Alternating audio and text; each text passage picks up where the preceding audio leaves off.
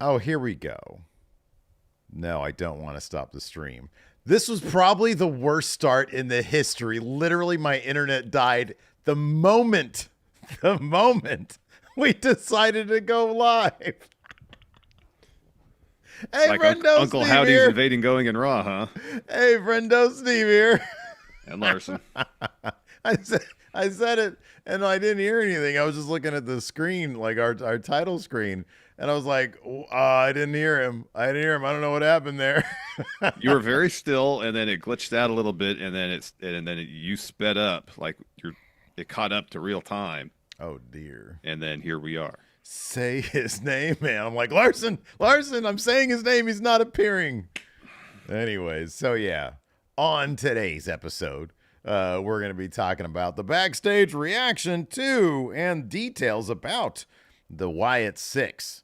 That's right, because everybody was talking about it, and we're going to find out what those at WWE thought about that and the reaction to it. And then, of course, we're going to do our NXT review. We're also going to talk about Who Killed WCW episode 3, which was a very Vince Russo centric episode, Larson. Oh basically. yes, I mean that's the whole episode basically. All Vince Russo, It's the all Vince the Russo time. era in Yeah. WCW. Before we talk about Vince, before we talk about Joe Hendry, let's talk about Wyatt 6. So following the debut of the Wyatt 6 faction this past Monday on Raw, Fightful Select has some details about where they could be headed and the reaction backstage to their debut. Fightful reports that sources informed them that while the group wouldn't get involved in every storyline on Raw, quote, is expected within the company that the ramifications will be widespread across various programs with a domino effect on stories that are happening up and down the show. Ooh. You would think with a debut as impactful, as violent, as shocking as theirs, it wouldn't be a situation where Jey Uso would just do his promo after Raw, say, "Oh, you saw them too," and life would go on as normal. That shouldn't be You saw what Raw happened. Too? Oh, you saw Raw too? This shouldn't be what happens. That Yeah. should horrify every single member of the Raw roster, especially those who are actually in the arena when that happened. There needs to be an all hands meeting, a stand up, I think is what they call them, where not just like this is not the kind of thing that can be handled by email. Come on now. This has to be a proper stand up. Adam Pearce needs to answer some questions. Who's alive? Who's running the show? Have we hired a bunch of temps because everybody's dead now? What's up with Chad Gable? So yeah, it'll be interesting to see just how sort of infected the Raw brand becomes with Wyatt 6 stuff. I kind of, I wonder. I mean, I guess that was probably just a happy coincidence that they're doing this Wyatt stuff on Raw. They had already booked SmackDown for Chicago, which makes sense for Punk to be there. But also, it'd be kind of weird if, Punk shows up and he's on Raw and they're not affected by it. I'm sure they're probably going to go head back to Raw, the Drew Punk stuff. Yeah. So, I don't know how that would be affected, if at all. But yeah, it seems like they're looking to make this into a big deal. And as you and I talked about yesterday pretty extensively, they certainly have an opportunity here to do something different and interesting and not just the usual, oh, they're creepy people, but the fact that there seems to be an absolute awareness, and Triple H had said this in the Wyatt documentary, eventually the bell goes ding, ding. Mm-hmm. And you need to figure out how to incorporate the running of ropes and wrestling moves with the spookiness. And seemingly that's something they're keenly aware of. And I think that bodes well for the storyline going forward. Hope so. I hope so. Fightful reiterated what they had reported previously. And that is they had been told that Wyatt 6 wouldn't necessarily have a supernatural focus. We saw fog on Monday and lots of it. Fog is a natural occurring thing, though. There might Usually have not been inside, though, and usually not just on the floor. Yeah, but there might have been, maybe somebody left a window open in the gorilla position and there was, a lot of moisture combined with Whatever makes fog. Larson, Cooler what makes temperatures? fog? Is that what you're saying? Yeah, maybe. Probably not. Moisture and cooler. Like I said, I'm not disputing Fightful's report here. I'm just saying when I see fog, yeah, on a set, that's based on my movie watching habits, I assume supernatural. I hate Not driving in disputing. the fog. That's Oh, the I can't worst. stand it. It's But, the you know, worst. Just we sit live there. in Northern California where in the wintertime, especially down by the river, the fog can get pretty dang thick. My eyes And are it bad makes enough. driving a bit harrowing. Yes, Yeah, I agree. man, absolutely. Anyways, we'll see. I mean, just one episode with some fog doesn't necessarily mean, oh, this is a supernatural group. So, Yeah, I mean, dude, look, didn't Cross has like a fog machine? You know, hey, look, dude, here's the hey, thing. here, hold on. I got it. What? I got it. This is what happened. Look, they're staging what seemingly was a sneak attack on the production people. We know for All right. the theatrical. Okay, yeah, confirmed. All right. They didn't announce this ahead of time. Well, they kind of did. They had a bunch of video packages and QR codes saying they're going to show up on Monday. Look, bro, And then a massacre was coming. So, yes, they kind of did advertise it, Steve. No. I do not expect Adam Pearce to be sitting there trying to figure out how QR codes work. So they had this. They were like, oh, okay, maybe they're going to be there, but we don't know what they're going to do. Maybe they're going to come and start with an advertising promo or an in-ring promo, or they're going to do a call out, something like that. No, instead they decided to murder everybody. Well, here's the thing. You want to get the jump on people. You want to freak them out a little bit. They got fog machines there for the theatrics. So they just had Joe Gacy go over there, you know, schism guy, and just crank that up for the, you know, additional stealth tactics, man. The fog was all on the floor. What does There's that no have to do with stealth anything? tactics involved with fog on the floor? It was What? They can't everywhere. see our shoes. Oh, no. No, it's to create chaos and confusion. Who left the fog machine on? You know, That's a bit much. It's a bit much. so So one actually is a WB quite logical conclusion. I don't Thank know. you very much. one WB source telling Fightful, quote, "You can't beat ghosts with wrestling moves." That's accurate. Has that been confirmed? I think that's accurate. I know you've watched a lot of Ghost Adventures, and I have. the what I've was never the ranch once, one? I've never once seen Zach body slam a ghost.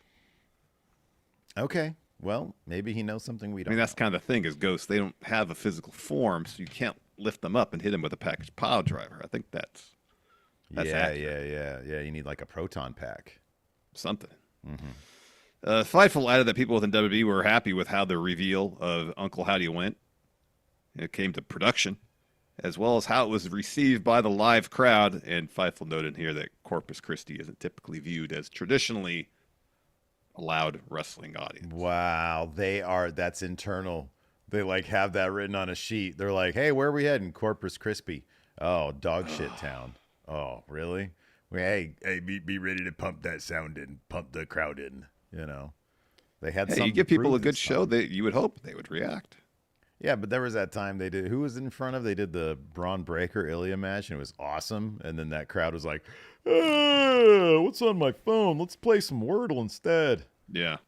Well, maybe people have realized, like, en masse, they didn't do their New York Times games for the day. It's like everybody's like, oh, I didn't get my connections done. Got to get connections in. Did I do connections today? I stopped doing connections a while ago, man. It's just an Really? anxiety attack in the morning I don't need. Oh, man. I have not done it yet today. It helps me wake up. I get my coffee. I get up. I walk the dog. Make me some breakfast. Get my coffee. I'm drinking my coffee. That get my sounds like a connections, lot my already letterbox to get done. you woken up. How does that? Gets the brain going first thing in the morning. I You need think that. so? All right. Dirk Hardpeck has become a Friendo Club channel member here for 14 months. Says, please look at R-Truth's tweet about the Wyatt 6. I saw it already. Oh, I don't yeah. need you to remind me. Yeah, this shit's pretty funny. High Plains Drifter here with the super chat says, Larson hates fog because the chances of hitting a learning tree go way up. I'm the learning tree. I don't hate fog. I just don't like driving in it. You hate wind. I hate wind. Yeah, I don't know what weather I hate. Poke here says, Wyatt, humidity. Wyatt 6 pulled a fast. I'd rather deal with wind than humidity. Not on the basketball court because it changes the shot. Humidity can't do that. Poke here says, Wyatt 6 pulled a Fast and Furious 1, but instead of CD players, they stole fog machines. Did you notice at the end of NXT last night, it went right into Tokyo Drift? No, I didn't notice. It's like starts out with a guy in high school who gets into a car race, of course. But like the guy in high school looks like he's easily 43 years old. It's like a 90210 situation. They cast a 43-year-old actor. Yeah, they could possible. Have. Yeah. So anyways, yeah, can't suplex a ghost. Nope. So it seems like they're going to be like real people. Yeah. Man, I hope all that shit we talked about, I hope that even a fraction of that, at least in theme, in spirit, in idea, comes to pass, because I think they do have an opportunity to do something really cool here with that. Yeah. Anyway, everybody in chat here talking about the worst weather phenomenon. My point is, wind makes every single weather phenomenon worse. You have a little flurry of snow, it's peaceful. Yeah, it's fine. You bring wind into the equation, you got a blizzard. Oh, but dude, no, listen, yesterday when it was like superhuman out there, we're trying to ball up. What happened? A breeze. That was a breeze. Through. A breeze is fine. It's the same thing. It's a light wind. Come on. No, I'm talking about wind. Breezes are fine. Oh, goodness. Can't stand wind. What are you talking about now? WCW? Sure. So, who killed WCW episode 3? There is a chunk of this that we had kind of already seen bits and pieces. It was just covered ground with the Bash of the Beach stuff. This was basically the arrival of Vince Russo, which ended up being, the beginning of the end, basically. Yeah. The guy couldn't turn the ship around. He claims that there is a slight uptick in ratings for his first 3 months there, but evidently his form of sports entertainment, which included a lot of salacious bullshit that they probably didn't need, which didn't get them on top in the first place, would be the key to it all. And it wasn't. And so they were like, hey, we want to try something different. Let's go with the committee. And he said, all right, now it says the reconnection is stable again. We can hope so. Yeah. Anyways. So what were we talking about? WCW? Yeah, you were frozen. I don't know what you were talking about. What was the last thing you heard me say? You were starting off with the whole Vince Russo thing, and you ended with Kevin Sullivan. That's the last thing I heard. Yeah. And then I noticed that you were just sitting there like this, and I was like, nah, he's usually more itchy or more fidgety than that. So yeah, Vince Russo is dismissed. Kevin Sullivan and somebody else comes in. They can't get the job done. The basic idea was they tried to do too many things in too short a period of time, and you got to you gotta build for the long term. And they weren't able to do that. They weren't able to figure that out. They weren't able to have a stable guiding hand for a sustained period of time. So eventually they just ran out of time. It was a thing too where it seemed like the network were very quick to change course if there wasn't a quick fix to get the ratings up. And Brad Siegel mentions, hey, the numbers are up slightly the first 3 months of Vince Russo's time, but they couldn't sell ads to advertisers. And regardless if you get the ratings up, how you get them up matters too. If it's not deemed in the network's eyes to be advertiser friendly, it's kind of a moot point. Mm-hmm. If they doubled WWE's ratings but did it in a way that couldn't generate any ad dollars, it's kind of a pointless bump in ratings. Mm-hmm. Yeah. You want your ratings up so you can charge advertisers more, but if your product is not going to sell ads, doesn't matter. Anyways, so it seemed like there was no continuity. Russo was out because they wanted the committee, because there's backstage politics. And it was interesting to hear about how the old guard in WCW, Hogan's, Halls and Nash's, the huge major names were seemingly the ones wanting Sullivan to take over because Russo, there's a lot you can give Russo crap for, and deservedly. When he came to WCW, he made an effort to push the mid card to get rid of the ceiling that had been placed over the mid card for a number of years, pushing Benoit, Booker T, Eddie Guerrero, or wanting to, and talking about how when the booking committee idea was pitched to him, and he said no, that it was those wrestlers, Benoit, Guerrero, that were upset about it because they thought their best opportunities were going to be with Vince Russo as opposed to Kevin Sullivan. And they have Kevin Sullivan on, and he pretty much confirms that. It's like, oh, they were great, but they weren't Hogan, they weren't Hall, they weren't Nash. And so apparently they tried to put a Band-Aid on the situation by Sullivan booking Benoit to win the title, even though apparently they had already asked an executive for their release, and it was granted. Yeah, it was a last-ditch effort. So there was a couple interesting things there that you just mentioned. The Sullivan thing where he said they weren't the top guys. They weren't Hogan's. They weren't Macho Man. He did, and I'm curious to know if there was if there was follow-up on that they omitted just for the sake of efficiency because the idea was still the same. But he did say after that they could have gotten there. And I wonder if the idea, the thing that stood out most to me, and this is obviously, and I'm sure if Russo was actually being 100% honest, like he says he is, he probably would have understood this. They could have gotten there had they used the main event talent properly in building them. If Hogan was approached, and if they took a more meticulous standpoint, okay, we lost Goldberg because of the injury for, this amount of time, but we've got a couple of mid-carders that we want to start building. Hogan, would you be cool, and I know this is going to get an inappropriate chuckle, helping us to build Booker T and eventually put him over, or helping to put over Benoit? I know, and I said that on Juneteenth, and I shouldn't have. But I love how bluntly honest Booker T was when he's asked, did you ever think, why is it you didn't think you why is it you didn't think you'd win the top title? And he sat there and he thought about it, and I was like, please just say what we all know it is. And he said, because I'm black. And it was such a, because how you got to go over and above by how many leaps and bounds if you're a black person in this country. And that's what it was for him, And but he did it because he's Booker T. He's awesome. And so to take a standpoint, to take a point of view where, they were building up Raven, and then what they do, they killed him in order to put Goldberg over. Yeah. They were building up any number of people, and they just killed him because Jericho wanted a thing with Goldberg. He was like, I'm cool to get squashed by Goldberg, but it helped him. It helped Goldberg, help everybody. No, Goldberg didn't want to do it. Yep.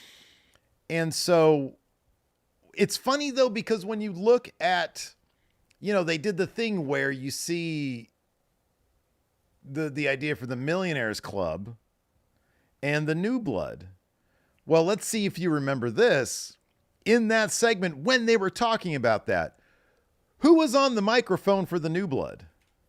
Shane Douglas. Shane Douglas. I know. Hardly who New was Blood. like virtually the same age, I think, or he looked it anyways as the other guys. I know. He was not a New Blood guy. No. You had Billy Kidman, who was most interesting as part of Raven's flock, but this sort of and so the thing about the Millionaires Club idea, and it's funny because the idea itself was actually, I think, a pretty solid one. But the idea that all these huge marquee names, were they supposed to be the bad guys?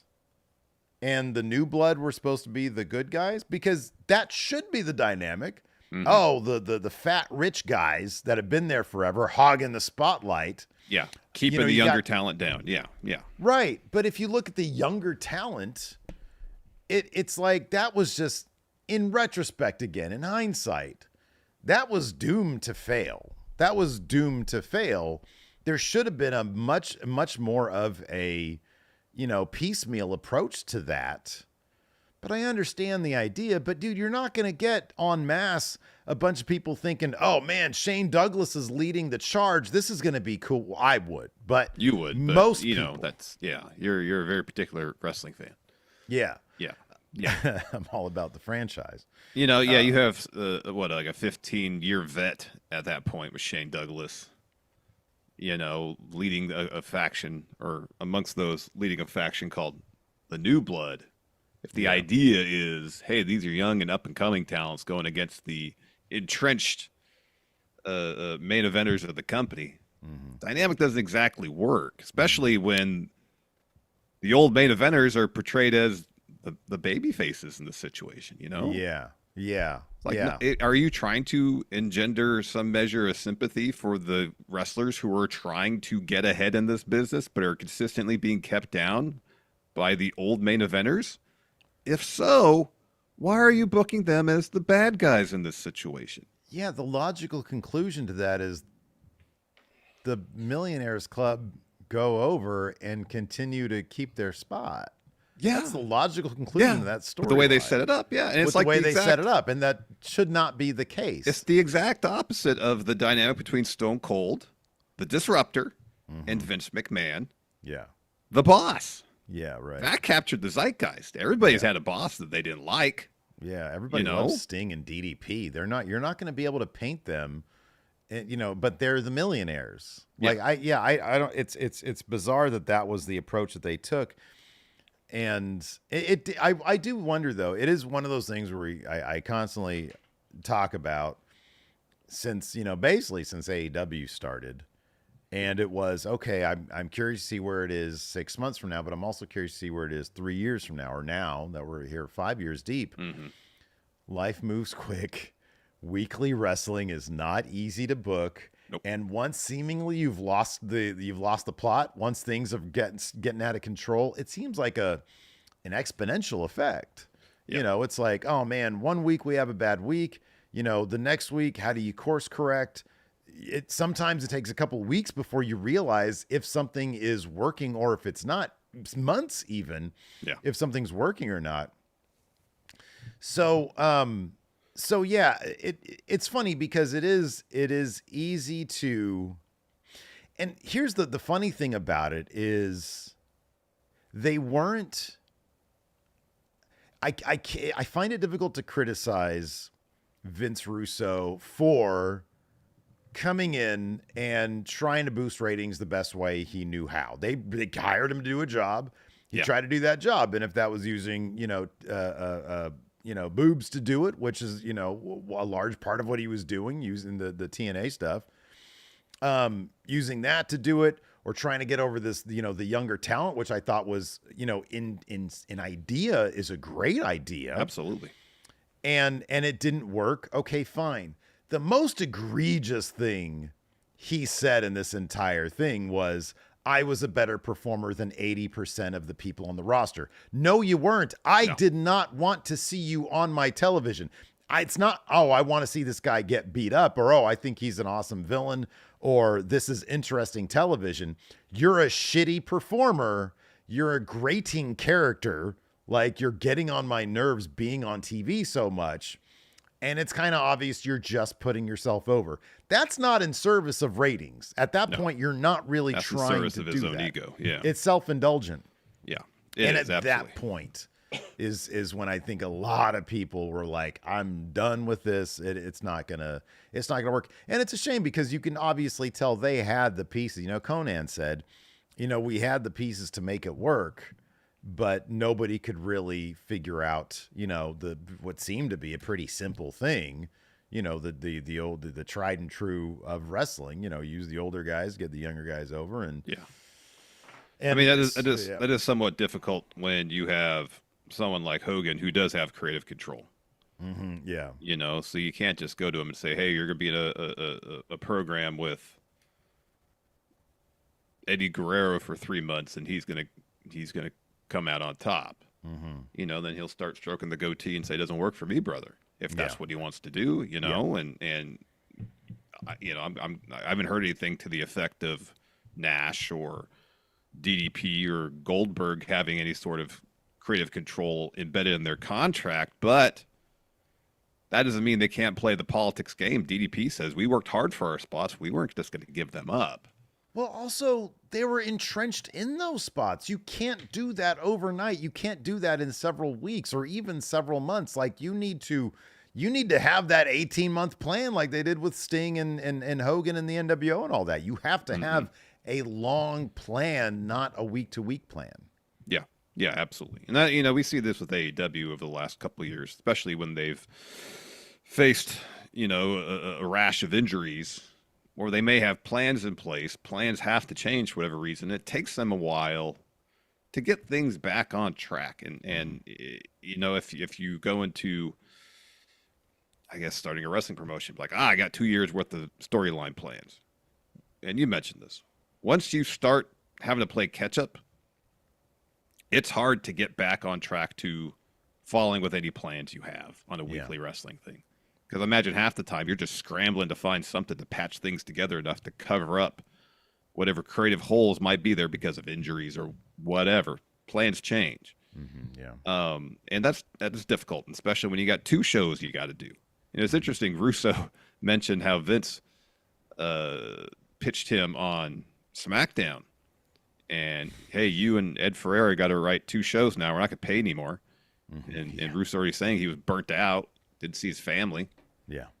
And then went to WCW where he'd have to write 2 shows. Yeah, right. Yeah. He probably got paid a shit ton more money. He probably got paid a lot for that. He could afford that nanny he wanted. So, a lot of the stuff, especially as it relates to Bash at the Beach 2000, they covered that in the Dark Side of the Ring on Bash at the Beach 2000. So they didn't get too into the details. Bischoff kind of told the overarching story where they came to an agreement on creative plans where it would see Hogan storm out unhappy about, it was the work shoot thing again. But then afterwards, Russo came out, dropped his promo, Hulk Hogan, you piece of shit. Won't be seeing this piece of shit in WCW ever again. And setting up the main event where Booker T would win the WCW title against Jeff Jarrett. So, it was hearing Russo say, I'd do it again, book David Arquette to win the WCW title. Oh, I was better than 80% of the performers on the roster. It's like, all right, you've had nearly 30 years or 25 years to reflect on all this, and at no point question any decisions you ever made.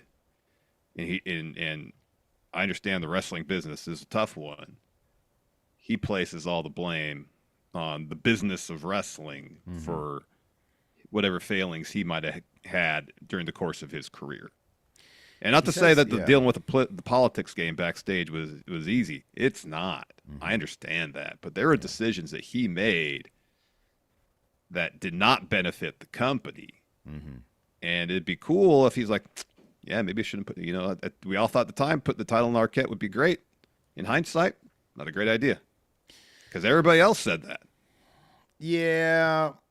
I mean, it's one of those things where, that could be, philosophically speaking, do you have any regrets? Well, I am where I am today, and I'm pretty happy where I am, so I can't say I had any regrets. And or he could be speaking, if I was confronted with the same, and again, you're making me defend Vince Russo, but that's why I like doing these recaps of WCW, because I put you in a position where you got to defend someone that you don't like typically defending. I know, like 3 weeks ago, I said I would never defend him, but in this situation, I do kind of wonder if it's, the thing where, hey, everybody in the room said it was a good idea.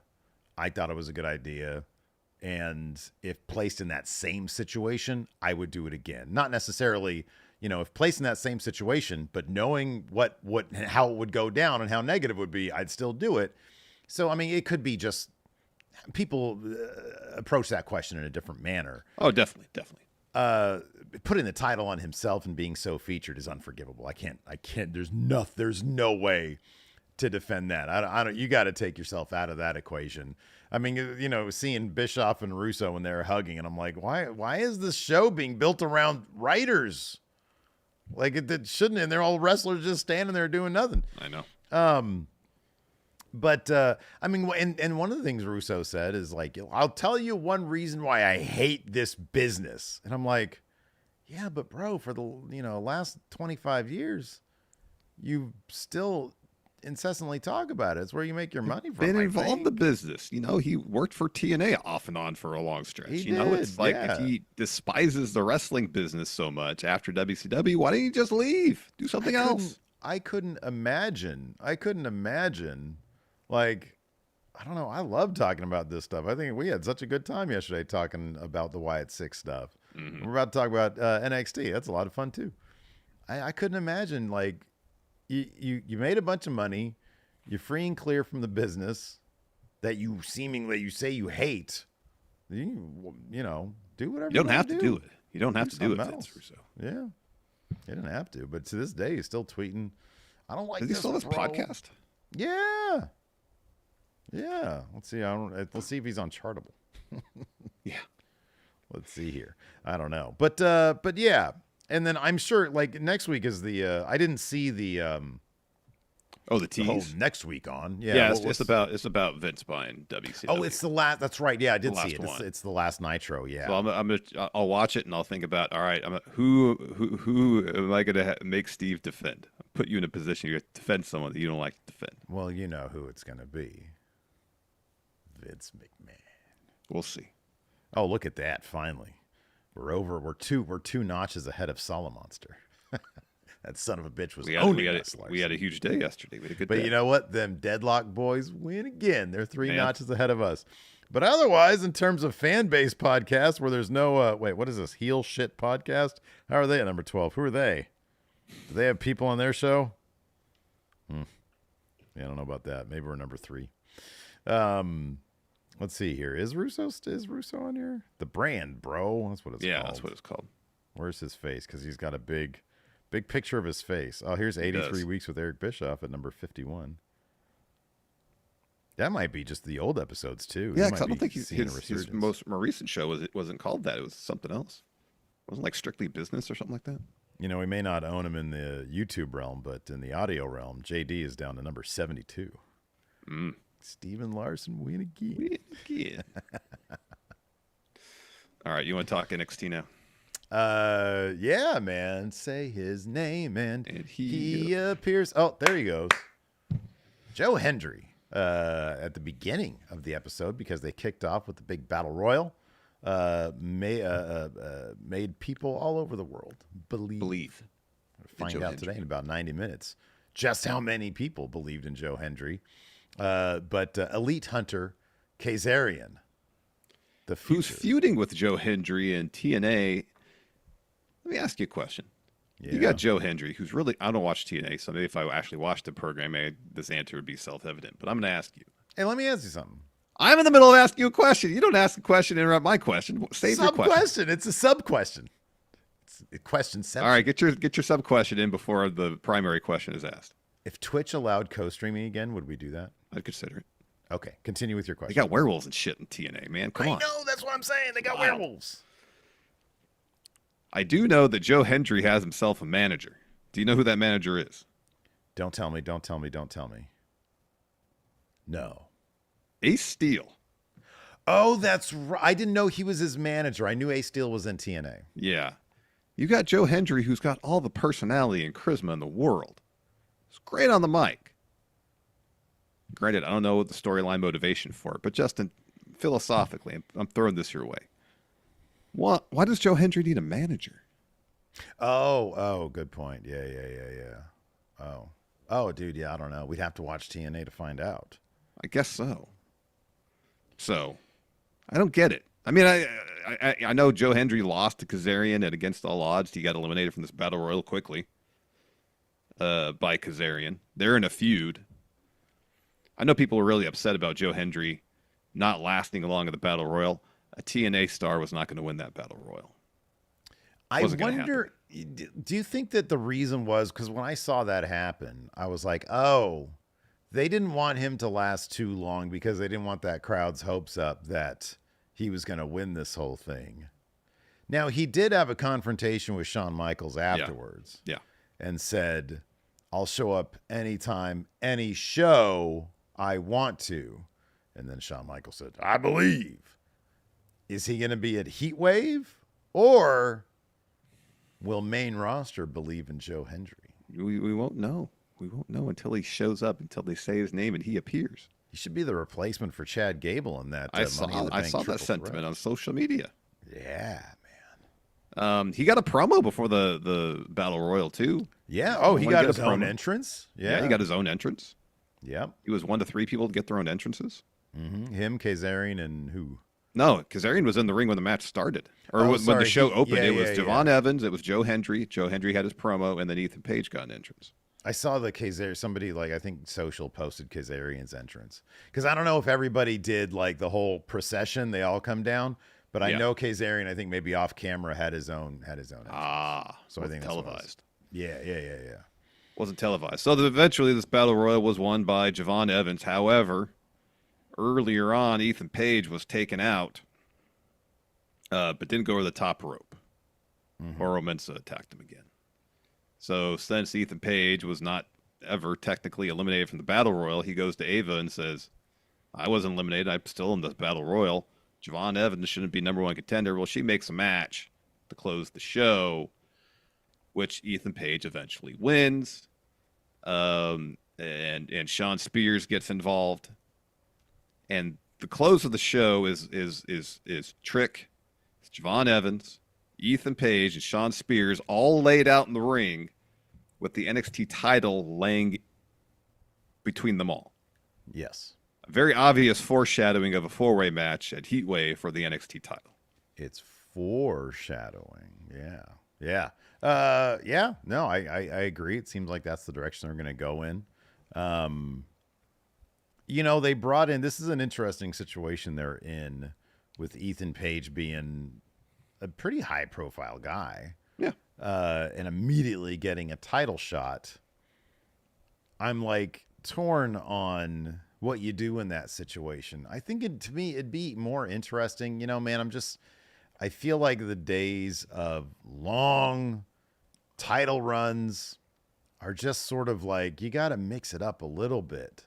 And I don't think it'd be the end of the world if Trick Williams lost this thing in a fatal 4-way and then had to chase again and then got it again, Well, we all know Sean Spears is in this match to take the pin. So that dude is not winning his shit, nor should he. But he's a good wrestler. Yeah. And I think his character motivation and his character work has been pretty solid since coming to NXT. Yeah, absolutely. The idea that he's this veteran that wants to is basically he's doing his own iteration of the learning tree idea. Yeah, right. Way more compelling and interesting, and not quite the energy vampire that is Chris Jericho on top of that. Right. Yeah. Big change there. Big. It's kind of the most important aspect, that he's not sucking all the momentum out of younger wrestlers' careers. Yeah. Yeah, but no, back to your point, Heat Wave, I could totally see that being. Boy, NXT, they do have some terrific momentum, and it's you can just feel it in the programming. You could feel it on television. They're in a really good spot now. But yeah, I don't know. Let me ask you this. By January 1st, 2025, is Trick still champion, and is he still a one-time champion? To the first part of your question, I'll say yes. He's going to be champion. Is he still on one continuous reign? I don't know. Yeah. I don't know. Yeah. I think the idea of Paige getting it is I think it's an interesting one, and I think it's something that, because, what else do you do with him? At some point, he's going to run out of shots at the main event, shots at the title, unless he wins it.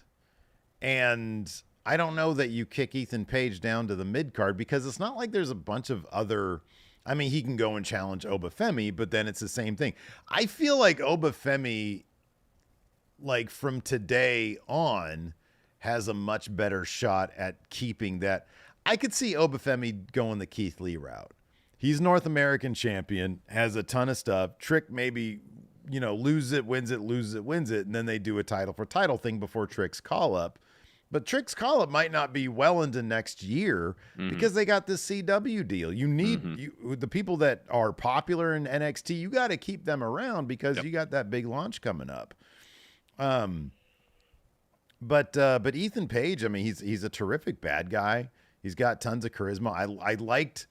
I loved his little office segment with Ava and Javon. What the hell are you doing here? I thought that was really good. He's got tons of charisma. He's a good bad guy. It's just, I think you got to mix it up a little bit there. Trick doesn't need to be like Obafemi needs to be dominant champion guy. That last triple threat that we That's saw, the the one story. before that, That's who he is as a character, and that's the story that he dominates. So yeah he has to. yeah. But Trick needs that foil. You know, now that Carmelo's gone, he needs that guy that is at his level, is a NXT marquee name. And if that's going to continue, if that's going to persist, dude, give Paige the title, spin Trick off into, something else before he comes back around to it. I don't think that would be a bad thing. I think it would be good for Trick to, that's the thing. You got to keep your baby faces hungry, because that's what gets the crowd behind them. Mm-hmm. And this whole like Ethan Page is an outsider situation. I like that Page's mere presence has Trick shook a little bit. Yeah. He's sweating him a little bit. It's not like he's just like, oh, this guy's nobody. He's like, I don't like this guy because he's an outsider. I don't like what he represents. And it kind of gets to him. Yeah. And if that's a vulnerability that can be, taken advantage of, and then you do this fatal four-way where Trick does not have to get pinned. Yep. Keeps him strong. Yep. Totally. Let's jump into it. My dog's barking. Show opened up with the number one contender battle royal. As mentioned, Kazarian. TNA's Frankie Kazarian's in the ring. Joe Hendry gets his entrance, has a promo, says, say his name, and he appears. Joe Hendry is here in NXT. Cody announced this battle royal is going to be 25 men, but it's really 24 men and one sensation. I'm going to go down that ring, eliminate every one of you, and bring the NXT title back to TNA. And when the NXT title changes hands, the entire universe will say they believe, and what they believe in, I believe he said 235 pounds of pure motivation. They believe in Joe Hendry. So then Ethan Page has an entrance. Battle Royal starts. Oro Mensah rushes into the ring, tackles him out of it, but not over the top. So Page never eliminated officially, but we don't see him again during the course of pay-per-view because him and Oro Mensah are just brawling. Everybody, though, corners Joe Hendry against the ropes, and then Kazarian's the one that eliminates him. That bastard. Remember we saw Frankie Kazarian for the first time like 22 years ago? Something like that. The future, Frankie Kazarian. The future. They mentioned that he was once the future. Commentary did. What? Oh, really? Yeah. Vic Joseph said, oh, Frankie Kazarian was once the future. Yeah, man. It was on his tights. It was. So the final four were Sean Spears, Dragon Lee, Kazarian, and Javon Evans. Evans eliminates Kazarian. And then, so Spears is like, is he eliminated? Is he not? He's kind of chilling out in the ringside area. So Evans and Dragon Lee go back and forth a bit. Dragon Lee goes up top. Spears pushes him off the top rope to the floor. So that leaves Javon Evans and Sean Spears is the final two. And ultimately, Javon Evans eliminates Sean Spears, throwing him over the top rope. He wins. He's the number one contender. Javon Evans is so much fun. He is. He's like 20 or 21 years old or something like that. I looked him up today. Dude's been wrestling since like 2018, which is crazy because it feels like yesterday to me. But to him, that was like, he was like, what? I don't know, 6 years ago? My gosh. I've been, what, 14? 14 years old. He is an OG. What do they call him? The young OG. Yeah. After that, we've got the women's locker room off in a contentious location. Fallon steps up to Carly Bright, says, you only had one match and everybody deserves a title shot. It's me. And Bright's like, you had your chance at Battleground. Then they all argue. And then Sol Ruka grabs her stuff and beats feet out of there. Yeah. Then we see Lola Vice warming up backstage. Her and Roxanne Perez are in a tag match. Roxanne steps in, says, I saw you looking at my title last week. And Lola says, yeah, I was looking at it. And I'll stop anyone who gets between me and that title. But I'm not coming after you yet. So don't worry about it. And Perez says, DTA, I don't trust anybody. I don't trust any of this locker room. I don't trust you. But tonight we're going to go handle our business. Mm-hmm. Yeah. Then we had Chase U. Throw up your U's. It's a huge night for Chase Hughes tonight. Or last Big night. Yeah. Because Ridge was told by Chase, he's like, hey, man, you've been representing Chase U very well. And he's like, Chase U. And he says, Duke says he's got a message from Riley. He's like, how about our guy Ridge? And Thea says, Riley's in the UK, but when he comes back, we'll be the strongest version of Chase U ever. Quick editorial. No, Riley being gone makes them even better. Exactly. So Ridge then puts on his official Chase U shirt, which, as far as I'm concerned, you can't get it on the .com anymore, man. It's lame. It's sold out. Oh, it's sold out? Oh, super popular. That's good then. They're Yeah, filling yeah, up their it's merch super popular. buckets. Yeah, that's true, but I want Hopefully. it. But they gotta like make new ones. They so gotta can restock. continue- Yeah, they gotta restock. So Ridge puts it on. The Good Brothers come in, talk shit. They're like, "Oh, you guys are nerds." And then Chase is like, "Hey, hold on. If you got a problem with Ridge, you got a problem with Chase U."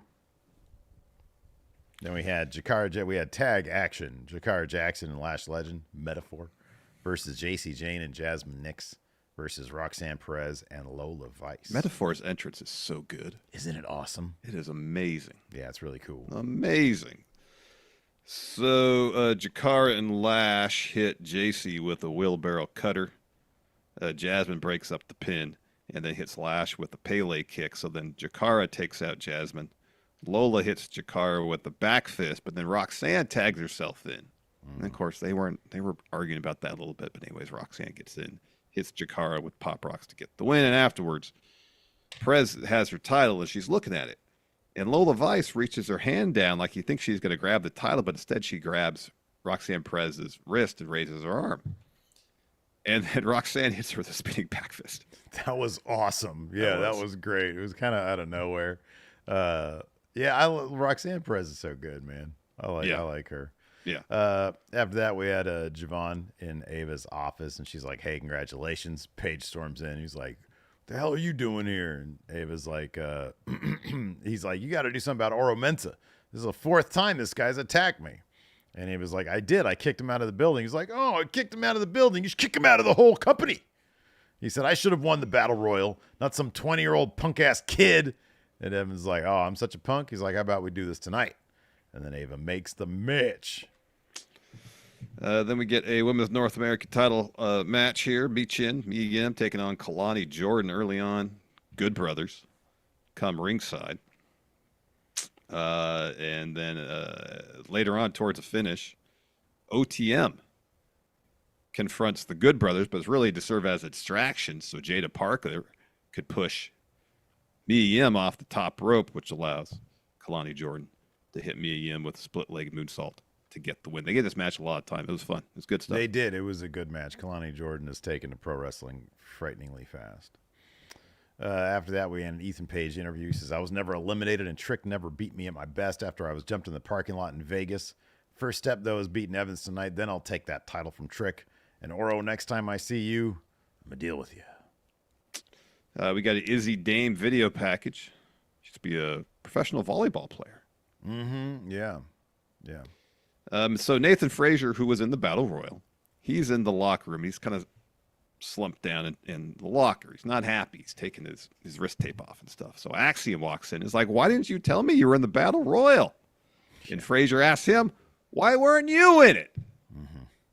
So the idea here is Nathan Frazier, he's fine being tag champ, but that's not preventing him from pursuing singles gold. Whereas Axiom is like, "I'm all in on this tag team. I got no time, no energy for anything else."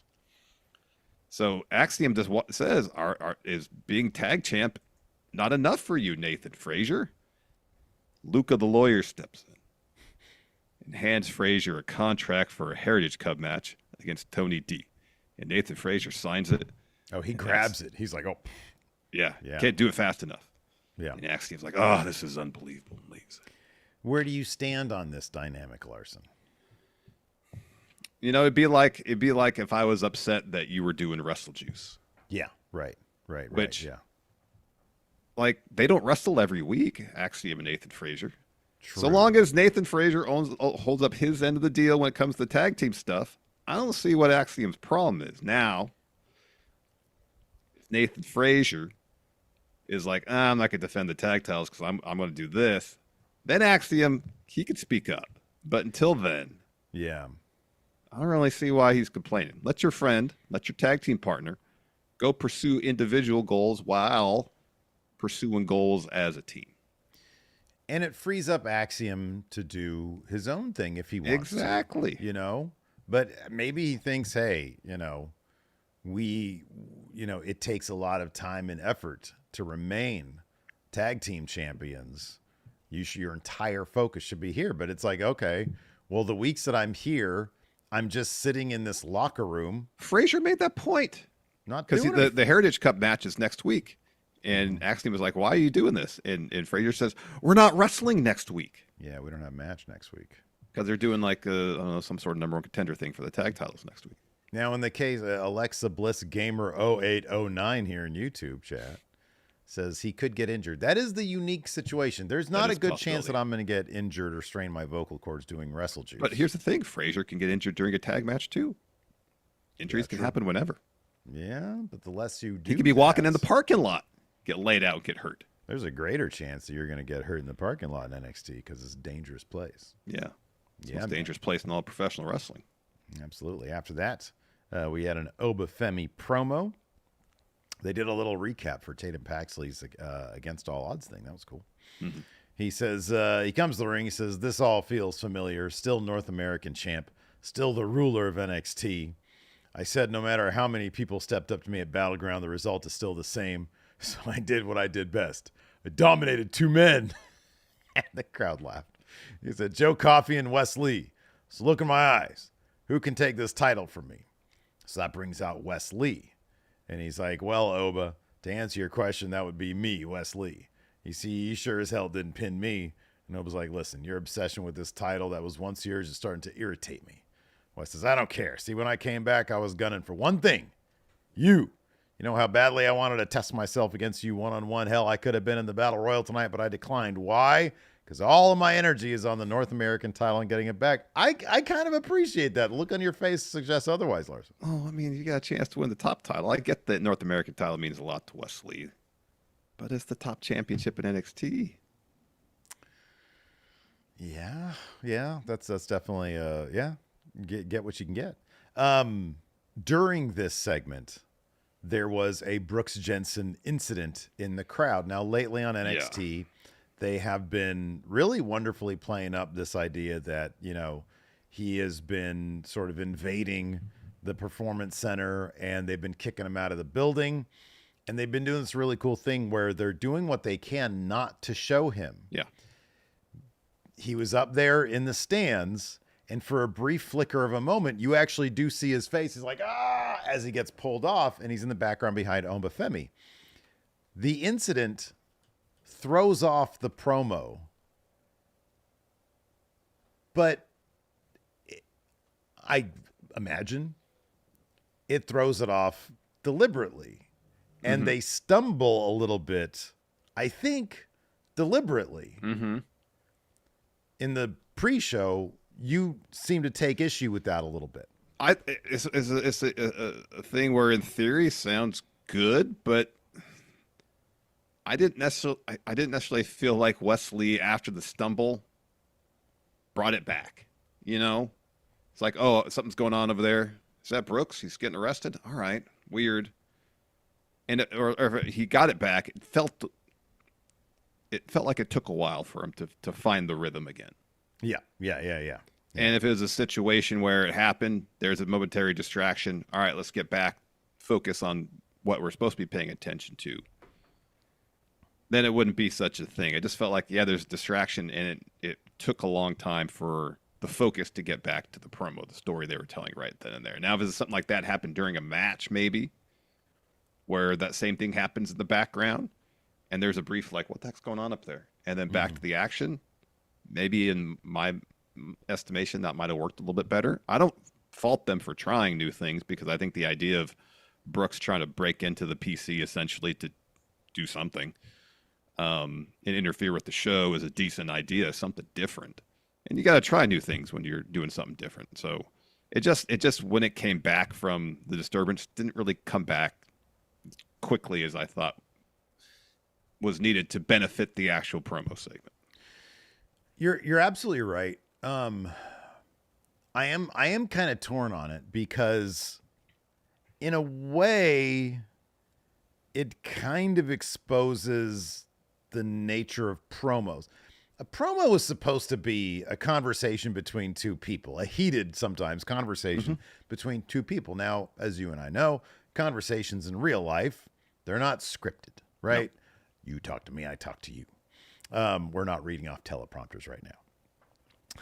We script all of Going in Raw before. Yeah, when I write notes, I'm writing all the dialogue. Yes, you're writing. Larson's my writer. Everybody, all the asinine things I say, you can blame it on him. I guess so. Yeah, but and so I'm honestly torn on it because and I agree with everything you said. I like them trying something new and trying to bring back the promo that in the story is supposed to be an actual heated conversation, a passionate discussion about this, but them stumbling over it, exposing the performance aspect of it, I'm torn on that. I don't know if I like it or not, but I do, like you say, I appreciate them trying new things. But they both seem a little bit shook, and I don't know if that's what you want necessarily. I know. It's one of those things that, again, probably sounds better on paper because you think about times probably we've had a conversation and something's happened and it takes, like, you lose your train of thought and maybe you forget the point you were trying to make.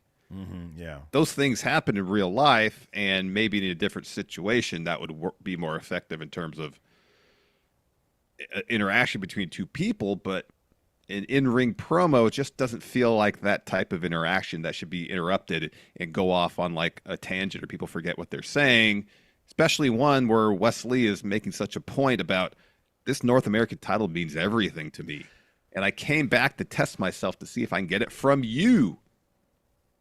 I think this would have worked better if it was a different promo. And because Obafemi is such an intense dude, and Wes Lee is all into, he's back and he's focused on one thing. Yeah. And so maybe if it was like a Joe Coffey promo. If it was a Hank and Tank. Yeah, right. Or if it was Joe, like it's funny because Obafemi kind of looked over as if he was like, ooh, we're on TV. We need to ignore this. As opposed to what I think it would have actually been, which is like,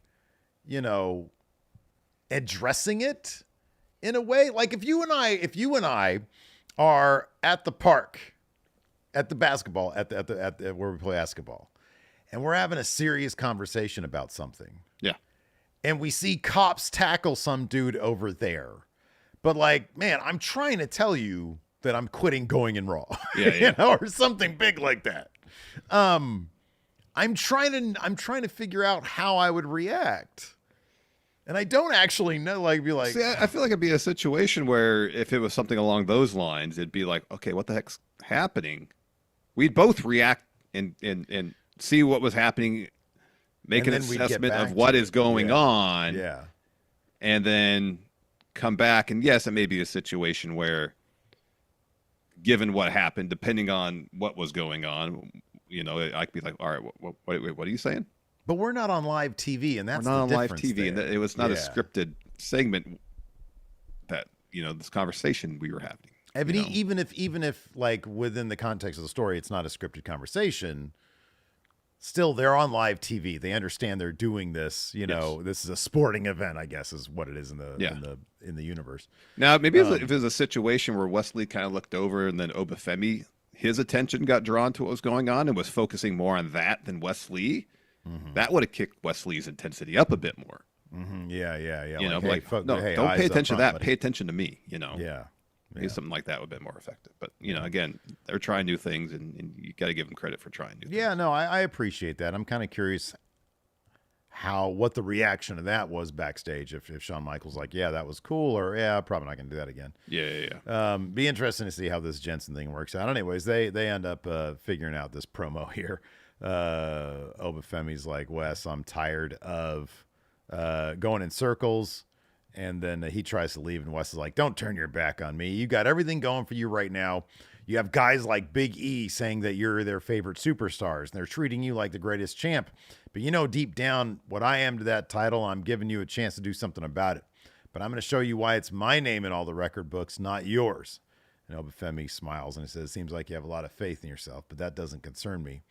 Wes, I'll give you your one-on-one. However, this will be your first and final time you challenge for this as long as I hold it.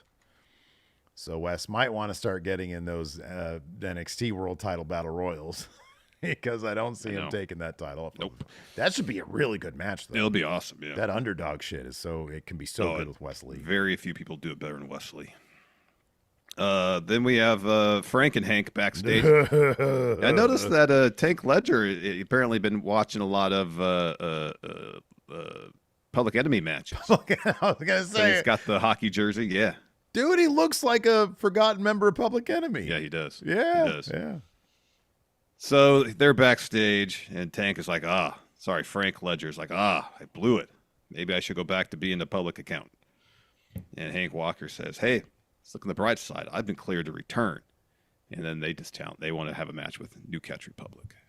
Yep. Good luck with that. After that, we had the No Quarter Catch crew backstage. They've got Tavion Heights with them. So Charlie was in the Battle Royal, as was Tavion Heights. Yeah. No interaction during the Battle Royal. Yeah, before they got to each other, Dempsey ended up getting inadvertently. Wasn't it like inadvertently David Kemp by, inadvertently, because I think Malik Blade had Charlie Dempsey in a situation trying to eliminate him. So Kemp did like a sliding drop kick to Blade, but in that, Blade getting eliminated Charlie Dempsey too. Right. So Dempsey asked Tavion, he's like, you know why you're here? He says, no. And he said, Miles, why didn't you tell Tavion why he's here? And Miles is like, drifted in space. And then Damon Kemp is like, hey. And he's like, what? And he's like, why didn't you tell him why he's here? I didn't hear you tell me to do that. And then he said, Dempsey puts over Tavion's accolade, says, you're everything we need. I'd like you to join. Tavion says, all right. Well, he didn't say all right as in I accept. He's like, all right. Yeah, he's like, all right. And Dempsey's like, playing hardball, huh? He says, you're going to have a match next week against Damon Kemp. And if you win, you're in. Tavion's like, okay. And Kemp's like, what the heck? I don't want to be in a match. I don't want to be a match. What the heck? Stop signing me up for stuff. Then we have NXT Anonymous. They're filming Gallus talking backstage. Joe is upset that Wesley's getting another shot at North American title, but then they're attacked by Tyson and Tyreek. Mm-hmm. Yeah. Then we got Fallon Henley versus Carly Bright. Kendall Gray, I think is her name. She joins Carly Bright ringside. Well, Wendy Chu attacks Kendall. Mm-hmm. While Bright is hitting a flurry of offense. So she goes up top, misses a splash, and then Fallon hits her with like an exploder suplex, followed with a Shining Wizard to get the win. Yep. After that, we had an Eddie Thorpe parking lot interview. With Brooks Jensen getting arrested in the background, too. That's right. Yeah, he was getting, he was like, my injuries are a thing of the past. I need some momentum. I'll be the one to beat Trick or Oba or Tony D. He's like, I don't know, pick one. He says, I'm all over the map, but NXT is hot, and I want to be in the middle of it all. Yep. We're in the trainer's room, and Javon Evans is getting his ribs taped again. Trick Williams walks in, congratulates him on winning the Battle Royal, asked if he's good to go. Evans says he is. And Trick says, Ethan Page is a bad dude. You need to put an end to all this. He says, I don't think Page belongs here at NXT. He's an outsider. Mm-hmm. And Evans says, tonight I'm going to do what I need to do to win. And it'll be me and you, Trick, for the title at Heatwave. Mm-hmm. Yeah. And we got Chase U! Chase U versus the Devil Diggs, the Good Brothers. And Chase U gets the win here. Yeah. So Chase takes out Gallows with a senton off the apron. Carl escapes a suplex from Duke, and then Duke rolls him up. Did Duke cheat? Did he get his feet on the ropes? Because later on, I didn't notice, because later on,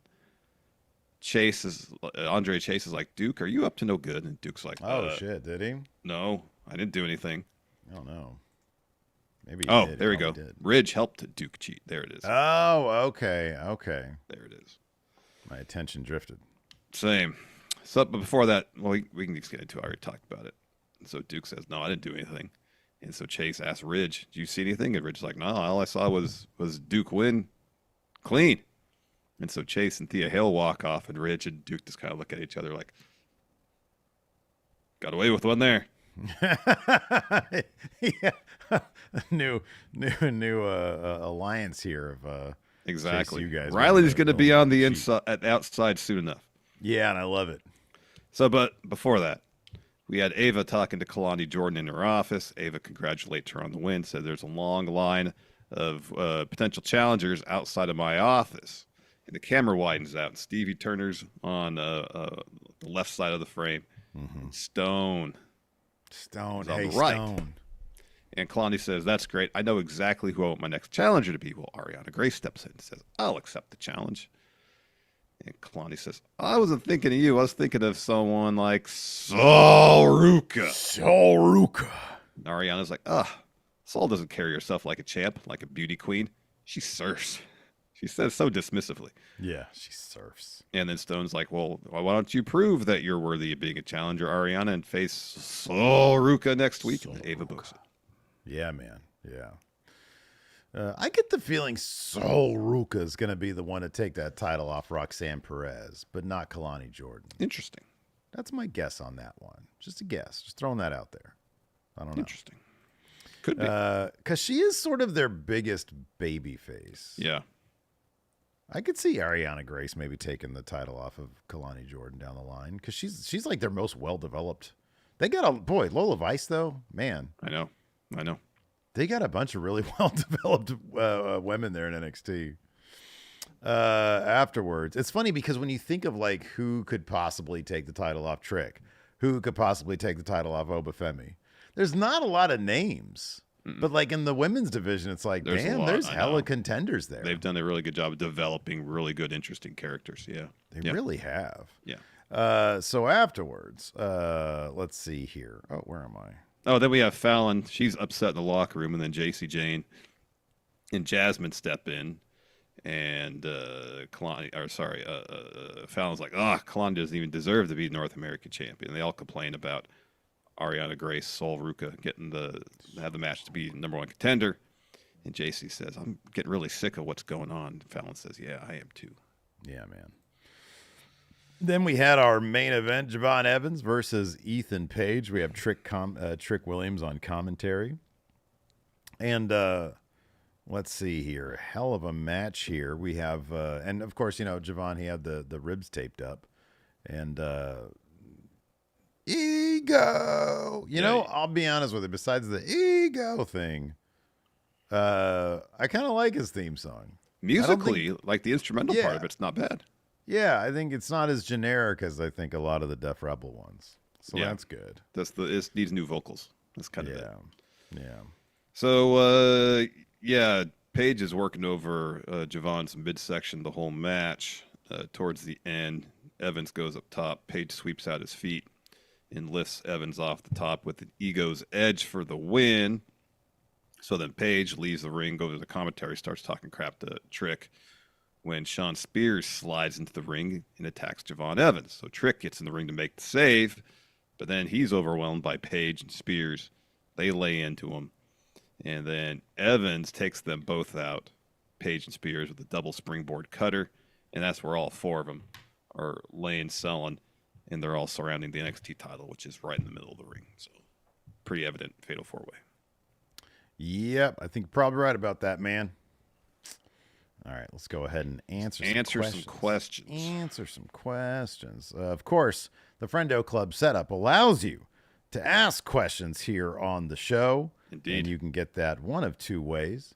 Patreon.com/Steven Larson and, or right here at YouTube.com/Steven Could be Larson. and if you're feeling generous. Hey, you know what? If you're like, I want a little bit of A.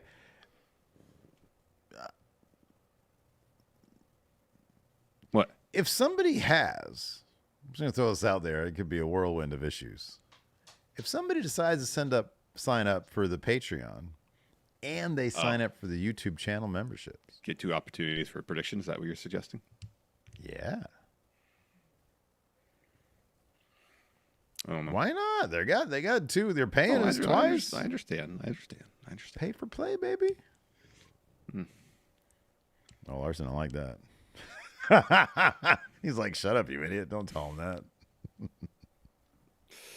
If you're watching live or on VOD here on the YouTube, if you could, hit that like button, hit that subscribe button. Smash it, please. That's an odd number of times. Do it even number of times. Do like, unlike, subscribe, and unsubscribe. We don't want that. We want the like and subscribe to stick. Yeah, right. We like a lot of likes. We like a lot of subs. That validates us. It's good for the channel. It's good for the videos. Yeah. Algorithm. It's good and all for that. everybody. It's good for everybody. It's good for you. It takes less than a second to hit that like button. Maybe a second and a half to hit the sub button and notify bell.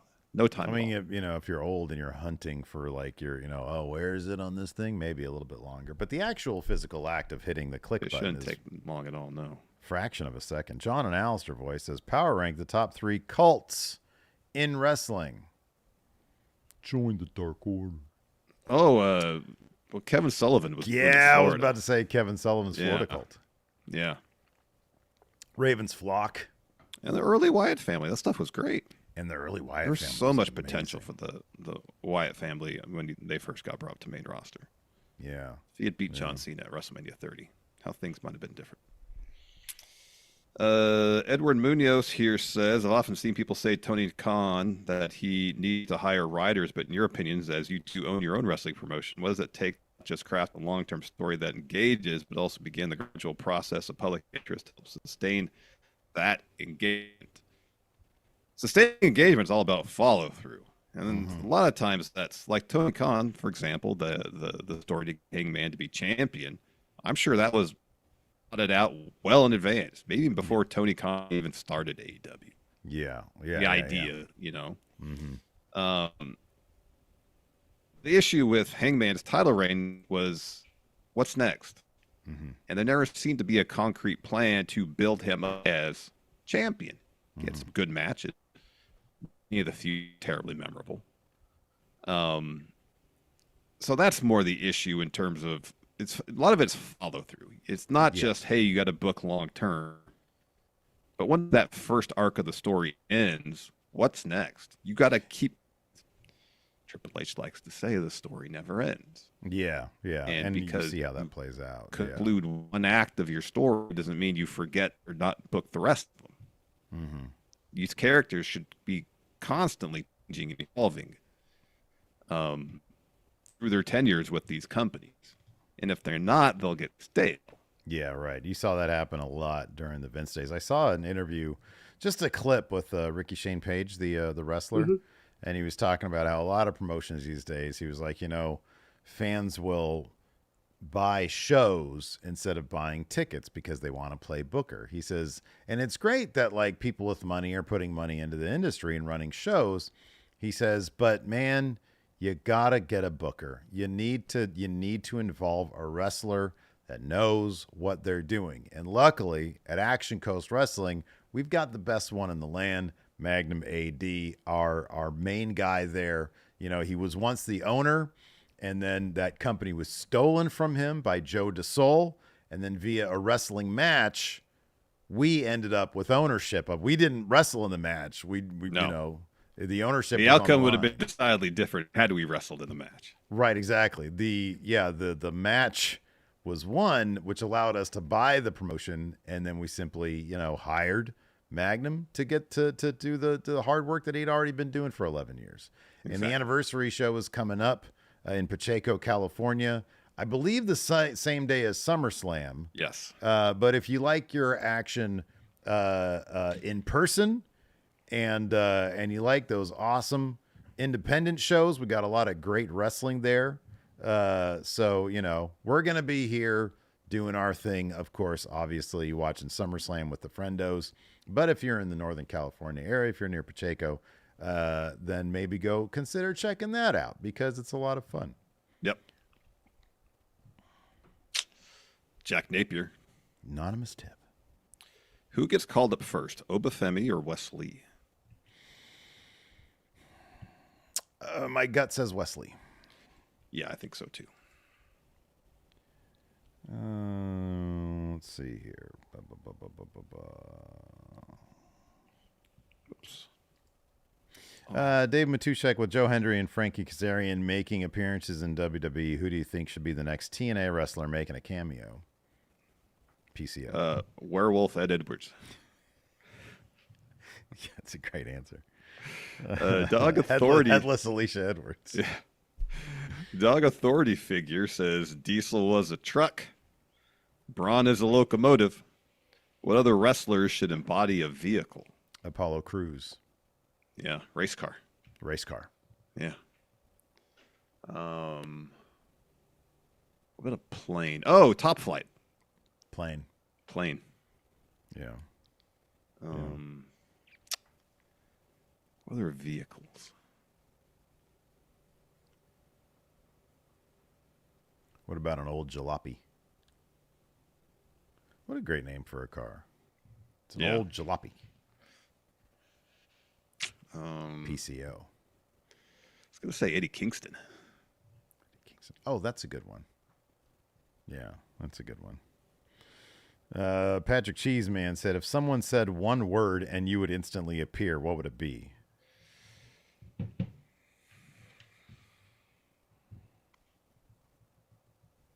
Popeyes.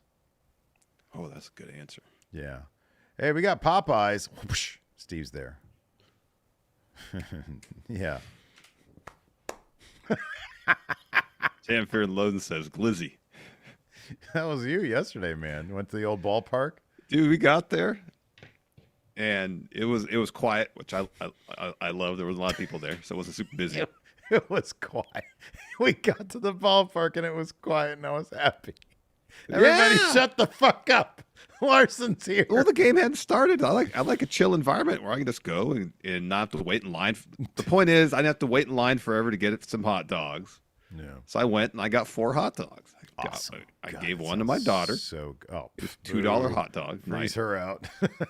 And then I had 3 for myself, and I ate all 3 of those before first pitch. Oh, I love it. That's awesome. Yeah. And it was quiet, so nobody was bothering you. Exactly. I got to sit there in the concourse and eat my glizzy. Look at that. Mommy, what's that guy doing over there? Shh. He's eating his glizzies. You little brat. You turn over. Leave me alone. Keep it down. It's my hot dog. Disturbing my hot dog experience. Stop disturbing my glizzy fest over here. You're like, oh my gosh.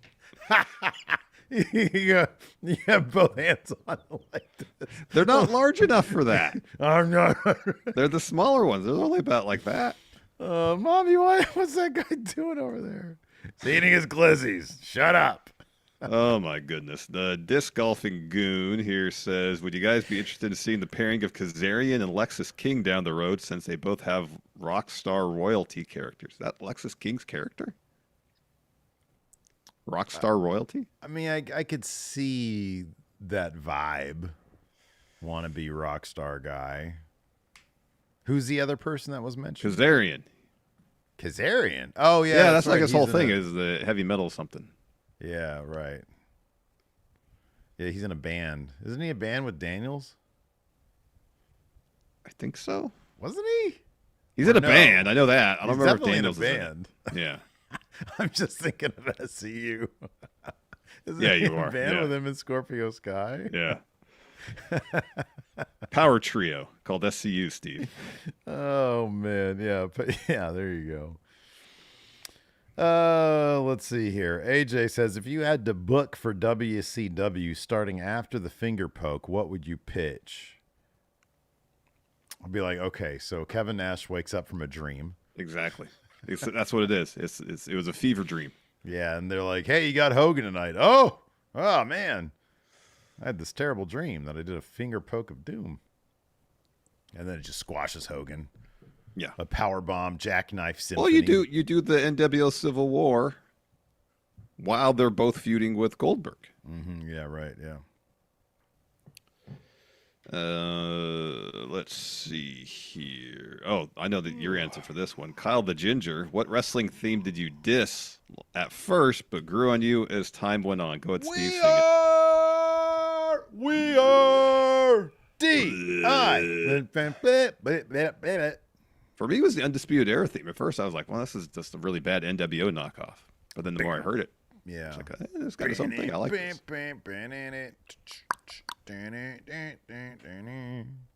Blind Cinephile here has been a member for 14 months. Says, Larson, What? would Dick Slavitt approve of your glizzy eating technique?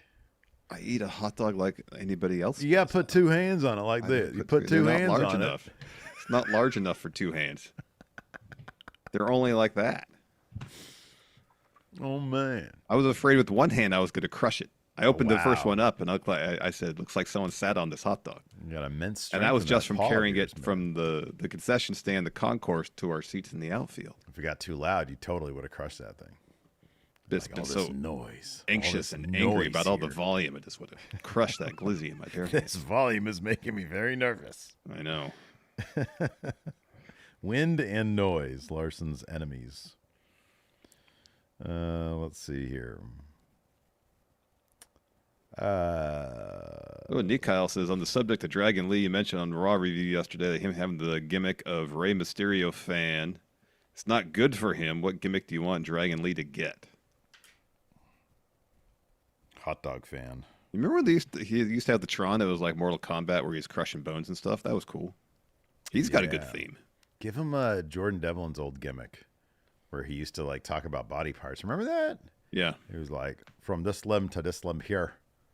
Well, I can crush this right here. Yeah, I remember that. Yeah, it's like a Dateline gimmick. Yeah,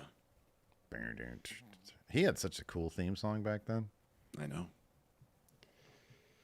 Oh, dude. I know I mentioned this to you, and this is going to appeal to like maybe 3 people. But we'll end on this. Got a going in Raw scoop. Of course, our scoops, they come at the end of the show, and they're of interest to nobody but you and I. Yeah. I already gave you the scoop, but I'm going to give the scoop to the people because I brought it up on the show. We had mentioned in the last episode and had a mini debate or a meeting of minds on how, on who killed WCW. They had the old iMac computer with the AOL connecting screen on it. And when I saw this, my dumb filmmaker brain was like, how would I shoot that? And you said that you thought that they had an old AOL CD laying around and they actually loaded up and they signed up for a new account and they connected to the service. And I contacted Jason. No, Evan. And I was like, hey, I need the scoop here. And he told me how they did it. So we got that scoop here. So all they did was downloaded the video off of YouTube, because there's like the video of that on YouTube, and they converted it to a, this is what tripped me out. They converted it to a DivX file, which I would not have even thought of, because the iMac worked, but it would only play, I guess, DivX videos. And they burned it on a CD, popped it in, played it, and then they were shot that with some old 90s broadcast cameras too, which I thought was pretty interesting. See, I you wanted to didn't have ask that where he detail got when you that told me from. about it. That's So cool. yeah, and I was like, and I asked, I said, was that the first method that you guys came up with? Because if somebody said, hey, I want to get a shot of an old iMac with the AOL connecting screen, I'm like, okay, what's the best way to go about that? And so I was like, is that the first idea somebody came up with? He was like, yeah, it was incredibly last minute. I was like, wow, that's cool. I'm It's like, the you converting guys, it to a DivX file that's fascinating to me, because that same. whether that's the file that would be most compatible with playing on a Mac, or if there's something about that compression method for the video, Oh, I think it's what the Mac would play. it could be. Yeah, I think it's because I would assume that a modern day QuickTime file is probably not compatible. But a DivX file probably doesn't even you could probably convert it, but it's probably not too dated, So, I don't know. I thought that was interesting. That is interesting. But pretty much only us. That's going to do it for the show today. Thanks, everybody, for tuning in. We appreciate it. Till next time, we'll see you around. Goodbye. Oh Lord, what a clusterfuck of a stream